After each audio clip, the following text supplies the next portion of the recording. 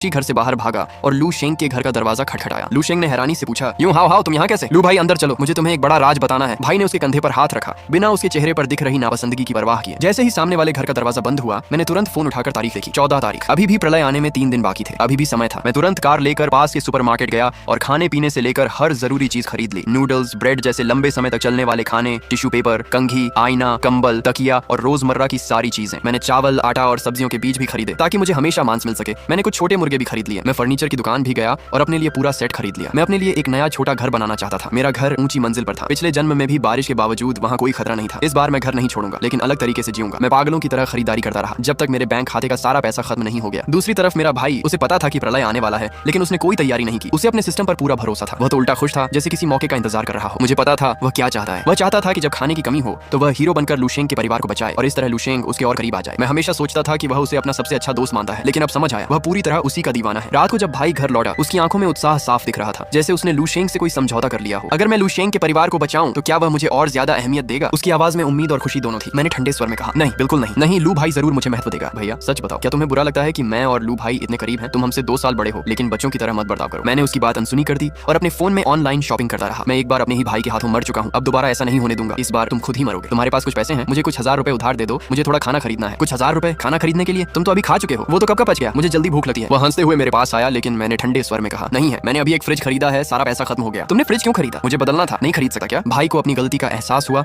और वह तुरंत सामान्य हो गया। नहीं, मैं तो बस पूछ रहा था। भैया मुझे याद है तुम्हारे कमरे में अभी भी कुछ खाना है ना? मैंने वो सब सोसाइटी के बुजुर्ग लोगों को दे दिया। आखिर उनकी जिंदगी भी आसान नहीं है। तुम नहीं, गुस्सा आ रहा होगा है ना? छोटा भाई हंसते हुए बहुत खुश दिख रहा था, जैसे वह अभी भी मेरे मुंह से अपनी तारीफ सुनने का इंतजार कर रहा हो। मैंने सोचा भी नहीं था कि इस बार पुनर्जन्म लेने के बाद उसने न सिर्फ वह बड़ा करने वाला सिस्टम पा लिया जो वह चाहता था, बल्कि मेरे आखिरी बचे हुए सामान को भी दूसरों को दे दिया। ये साफ दिख रहा था कि वह मुझे मरने पर मजबूर करना चाहता है। अगर मैं पुनर्जन्म लेकर वापस न आया होता